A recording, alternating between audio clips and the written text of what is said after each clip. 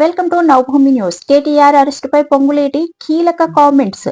ఈ కార్ రేసులో విచారణకు గవర్నర్ అనుమతి ఇచ్చారని మంత్రి పొంగులేటి తెలిపారు. చట్ట ప్రకారము ఏసీపీ దర్యాప్తు కొనసాగిస్తుందన్నారు.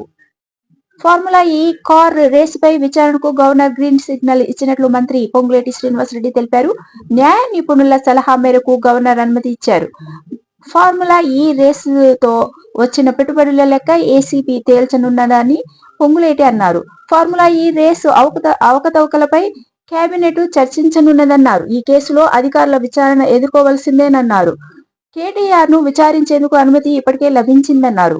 అరెస్టు చేస్తారో లేదో తెలియదని, చట్టం తన పని తాను చేసుకుంటూ పోతుందని మంత్రి పొంగులేటి తెలిపారు. విచారణకు గవర్నర్ అనుమతి ఇస్తూ జారీ చేసిన ఫైల్ ను సోమవారం రాత్రి లేదా మంగళవారము సిఎస్ ఏసీబీకి పంపిస్తామని చెప్పారు.